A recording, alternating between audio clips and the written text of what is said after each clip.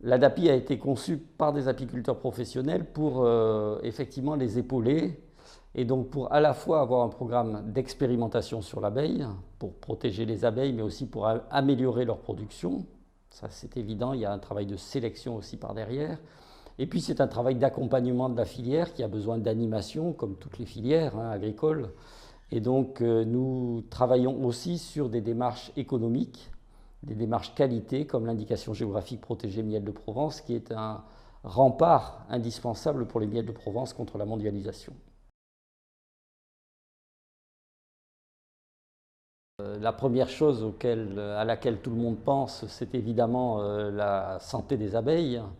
Et donc, c'est faire en sorte que à la fois les apiculteurs aient des techniques qui soient favorables à maintenir effectivement leurs colonies en très bonne santé et qui baissent au maximum le taux de perte de colonies pendant l'hiver, par exemple. Ça, c'est un premier enjeu. Le deuxième enjeu, évidemment, c'est qu'ils continuent à produire du miel malgré un certain nombre de modifications environnementales, climatiques, une pression éventuellement dans certains secteurs d'une agriculture qui parfois porte préjudice aux abeilles. Voilà, donc c'est tous ces enjeux-là qui sont réunis pour que il y ait encore et pendant longtemps des apiculteurs de métier qui s'occupent de leurs abeilles et qui, ces abeilles, puissent assurer évidemment leur rôle indispensable de pollinisation sur l'ensemble des territoires de la région Provence-Alpes-Côte d'Azur.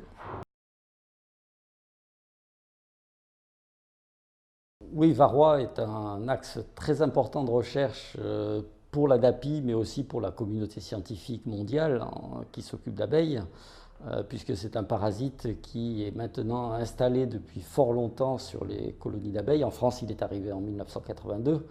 Et voilà, on ne l'éradiquera jamais, mais on essaye chaque fois de trouver des moyens de lutte qui soient les moins invasifs possibles et qui soient les plus naturels possibles aussi, en utilisant soit des acides organiques, soit des produits aromatiques, voilà, qui sont supportés par l'abeille, mais pas supportés par le varroa. Donc ça, c'est toujours un équilibre difficile à trouver. Et puis évidemment, on a un nouvel axe de recherche qu'on développe avec intensité en ce moment, c'est trouver des abeilles et des souches d'abeilles tolérantes à varroa, c'est-à-dire qui puissent supporter le parasite sans développer des virus ou des maladies connexes.